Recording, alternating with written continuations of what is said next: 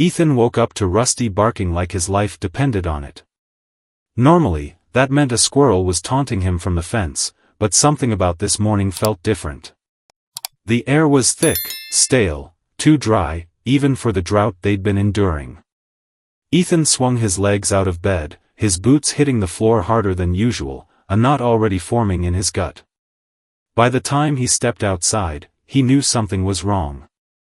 His crops, which had been barely hanging on through weeks of relentless heat, looked worse than ever. Overnight, they had gone from struggling to nearly dead, leaves curled and brittle, soil cracked like old leather. His heart pounded as he made his way toward the irrigation lines, listening for the familiar trickle of water. Silence. Not a single drop. Panic surged through him as he followed the pipes toward the edge of his land. The stream that fed his system was still flowing, barely, but his irrigation lines were bone dry. That didn't make sense. Unless. Then he saw it. A trench, freshly dug, running parallel to his water lines and snaking its way uphill toward Karen's property. Ethan's stomach twisted into a hard knot. Karen. Of course. She was the worst kind of neighbor, the kind that made life hell for anyone who wasn't in her little world of wealth and entitlement. While the rest of them were breaking their backs trying to keep their land alive, Karen was hosting lavish parties on her perfectly manicured lawn, sipping margaritas by her massive pool, and pretending the drought didn't exist. Her property wasn't a home, it was a luxury resort, complete with a decorative waterfall that served no purpose other than to remind everyone that she could waste water while the rest of them prayed for rain. Ethan's jaw clenched as he followed the trench, his boots kicking up dust with every step. That's when he saw them, a series of black PVC pipes, buried just deep enough to stay hidden from a casual glance. They ran straight from his irrigation system into hers. She hadn't just stolen a little water, she had rerouted his entire supply. His farm had been left to wither while her paradise thrived. Ethan's fists tightened. This wasn't an accident. This wasn't some natural water shift like Karen would probably claim with her fake sweet smile. This was deliberate. Calculated. And she was about to find out just how badly she'd messed with the wrong person. Ethan stormed back to his barn, his mind racing. Karen thought she could steal from him and get away with it. She thought she could let his farm wither while she lounged by her pool without a second thought. Well, she was about to learn a hard lesson. That night, under the cover of darkness, he got to work. He knew exactly where Karen's stolen pipeline connected to his system, and he was going to make sure it never saw another drop of his water again. He installed a custom-built valve system he had rigged himself, sealing off her stolen pipes completely. But he didn't stop there. He added a secondary pressure trigger, just subtle enough that if she or her goons tried to tamper with it, the surge would overload her system, sending a flood straight back toward her property. It wouldn't be dangerous, just a massive, expensive mess. The next few days were glorious. Ethan didn't need to spy on Karen to know his plan had worked. The evidence was right in front of him. Her once lush green lawn faded to a dull brown. Her ornamental flower beds shriveled. The decorative waterfall turned into a pathetic trickle of stagnant water. And the best part? Her grand backyard pool began losing its pristine, glassy surface, slowly evaporating under the relentless sun. Karen, of course, didn't take long to lose her mind. One morning, Ethan heard the high-pitched screech before he even saw her. He turned just in time to see her stomping down his driveway, wearing a silk robe and oversized sunglasses like she was walking a red carpet instead of charging onto his farm. "You cut off my water," she shrieked, her face red with fury. Ethan leaned against the fence post, arms crossed, pretending to think. "No, Karen. I cut off my water. You were the one stealing it." Her mouth opened, closed, then twisted into a scowl. "You're going to fix this," she snapped. "Or I'll sue you into oblivion." Ethan couldn't help but laugh. "Go ahead. I'd love to explain your little illegal setup to a judge. Karen glared daggers at him, her lips pressing into a thin line, but instead of arguing, she stormed away. Ethan should have known that wasn't the end of it. Karen never accepted defeat gracefully. A few days later, he found out just how far she was willing to go. His phone buzzed with a notification, and when he opened it, his stomach dropped. Karen had gone to the press. There she was on the local news, her voice trembling with manufactured distress. I just don't know why someone would do this to me, she sniffled. I woke up one morning, and my water was just gone. My poor garden is dying, my pets are suffering, it's like some cruel sabotage. Ethan clenched his jaw as the news anchor nodded sympathetically, completely buying into her act. So you have no idea why this happened? The reporter asked, as if he didn't already know the answer. Karen sighed dramatically. Honestly, I think it's jealousy. Some people just can't stand to see others succeed. I've always been lucky with the underground water flow, and I think someone's trying to punish me for it. Ethan's blood boiled. Lucky with the underground water flow? Was she serious? The news report was a hit. Suddenly, Karen wasn't the villain, she was the victim. Within hours, she had social media posts flooded with sympathy from people who didn't know the real story. Worse, she used the coverage to start a petition demanding an official investigation into water tampering. She even roped in the HOA, who, predictably, sided with her.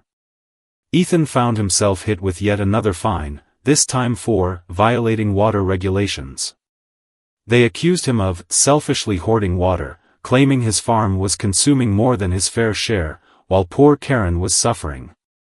The hypocrisy made him sick. Karen wasn't just lying, she was weaponizing her wealth and influence to punish him for exposing the truth. But she had no idea Ethan wasn't done fighting back. She might have gotten the public on her side for now, but Ethan wasn't about to let her rewrite reality. If Karen wanted to play dirty, she was about to drown in her own lies. Ethan barely had time to process Karen's media stunt before the real war began. The news had barely stopped airing when he found himself staring at a fresh round of destruction on his farm. It started small, little things that made it seem like bad luck at first. A few irrigation valves mysteriously loosened overnight, sprinklers cracked as if someone had stepped on them, and an entire row of freshly planted crops had been trampled. But it wasn't bad luck, and it wasn't an accident. Then came the real hit. Ethan woke up to the smell of smoke. His stomach dropped as he ran outside, his heart hammering against his ribs. A fire, small but vicious, had torn through one of his fields, leaving behind a blackened stretch of ruined crops. The fire department arrived just in time to prevent it from spreading, but it was clear someone had done this on purpose.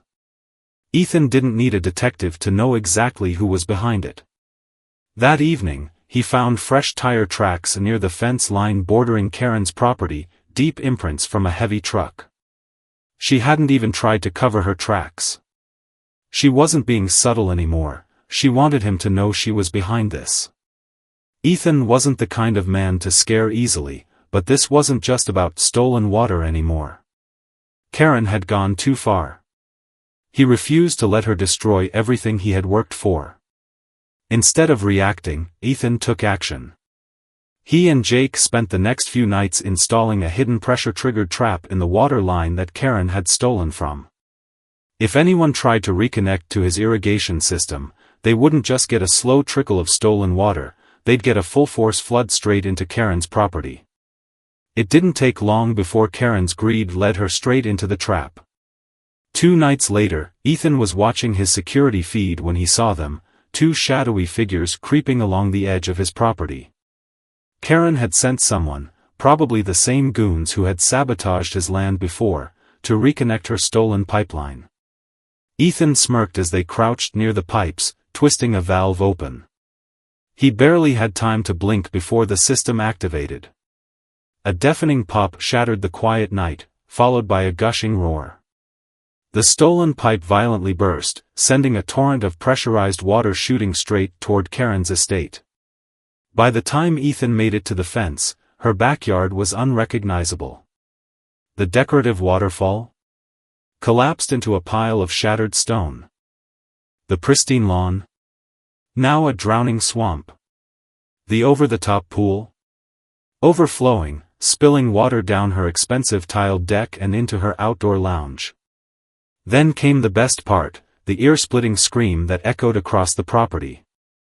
Karen stormed outside, her silk robe now soaked and clinging to her like a second skin. She slipped in the floodwater, catching herself just before she tumbled onto her ruined deck. Her mouth opened in fury, but no words came out. Ethan had expected her to come running to his house again, screaming about revenge. But for the first time since this all started, Karen didn't say a word.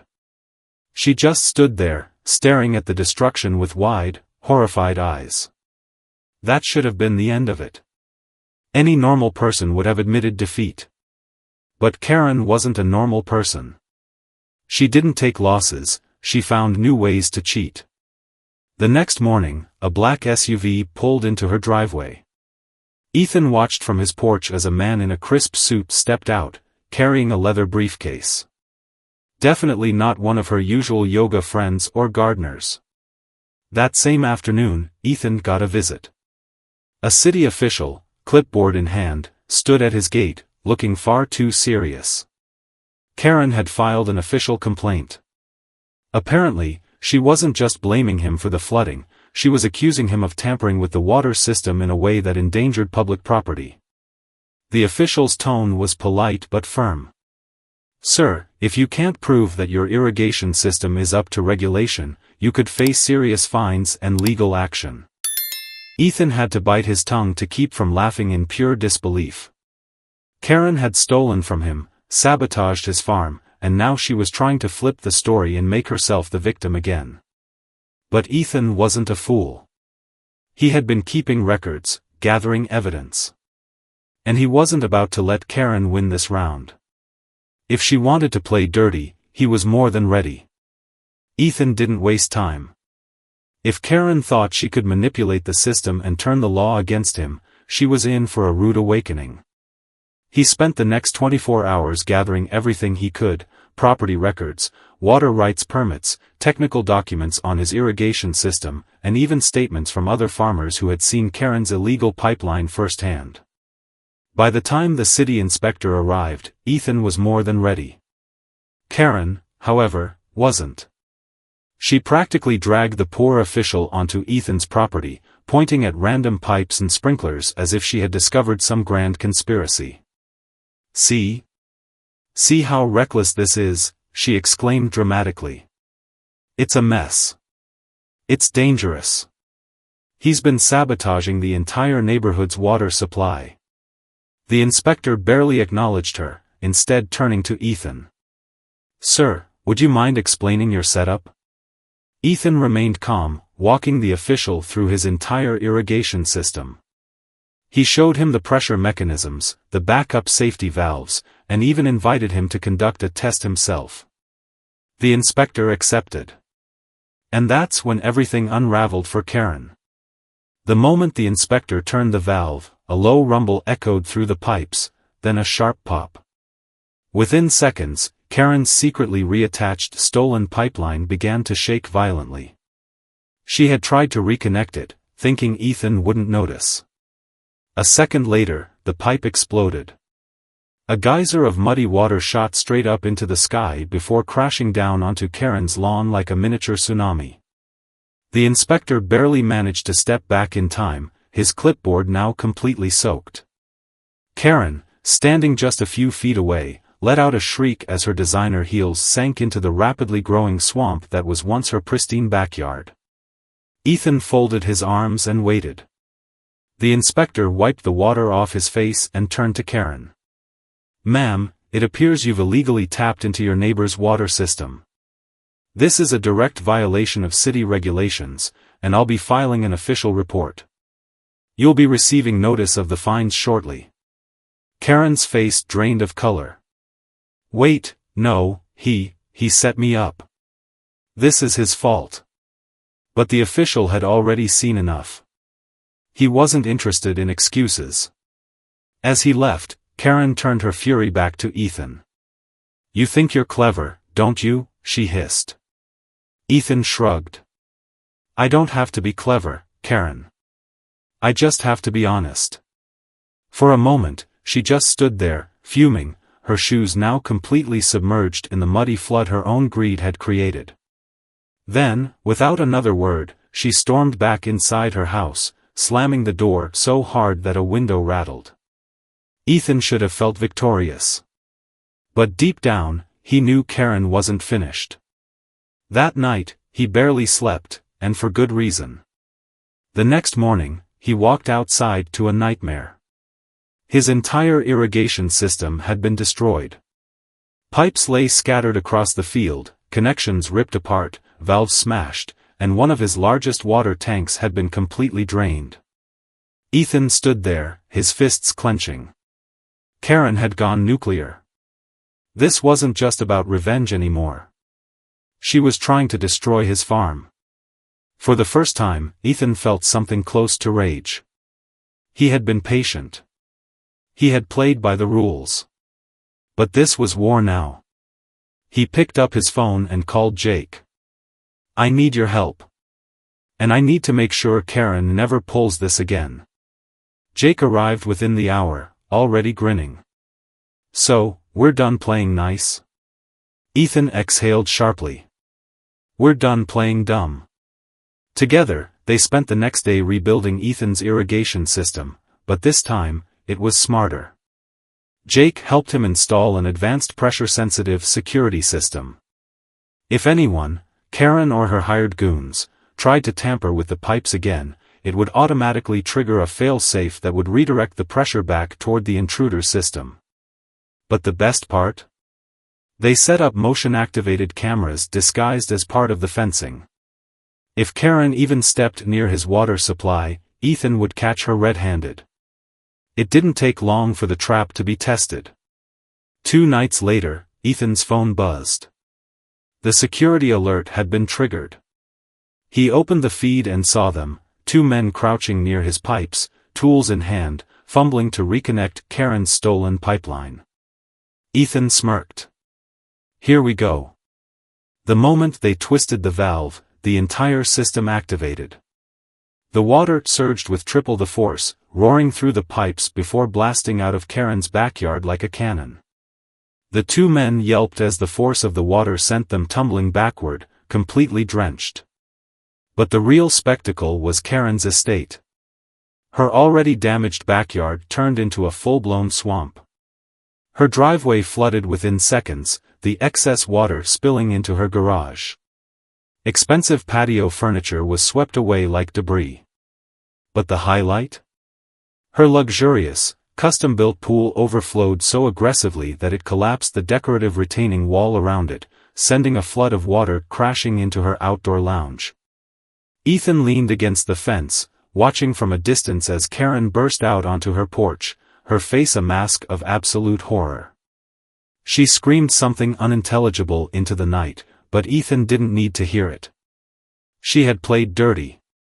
Now she was drowning in her own mess. Ethan had thought he'd seen the worst of Karen, but her downfall was just beginning. After her estate turned into a swamp and her pool collapsed into a watery disaster, she had no choice but to call in professionals to clean up the mess. But the damage was far worse than she realized. The flood had seeped into the foundation of her home, leading to structural issues that would cost a fortune to repair. The driveway was ruined, the landscaping was unsalvageable, and to top it off, her decorative waterfall, her pride and joy, was reduced to a pile of crumbling stone. But that wasn't even the best part. Word spread fast about her illegal pipeline setup, and soon enough, it reached the wrong people, the local environmental agency.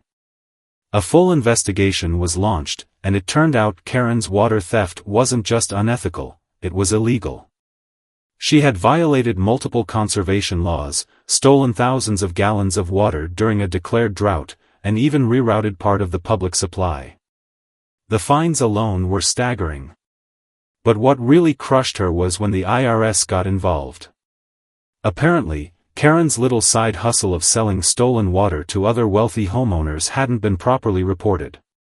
And when the auditors started digging, they found more financial skeletons in her closet than she could hide. Her assets were frozen, her accounts investigated, and within weeks, she was drowning in legal trouble she couldn't charm her way out of.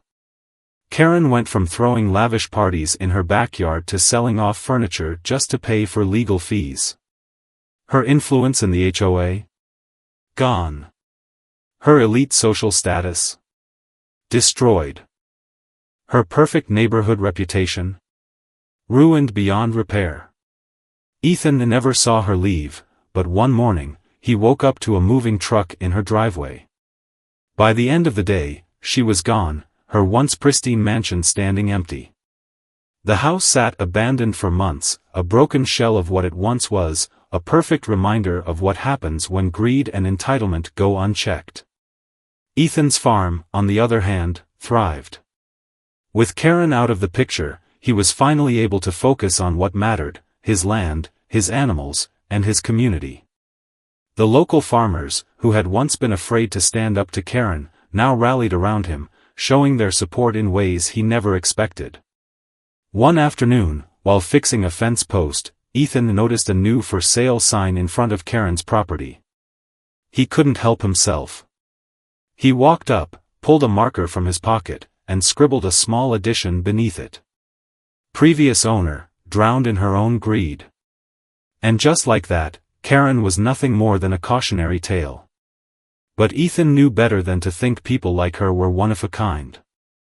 There would always be another Karen, another HOA nightmare, another entitled neighbor trying to play by their own rules. The question was, would the next person be ready for them? Have you ever had to deal with a Karen or an HOA nightmare? Share your story below, let's see who had it worse.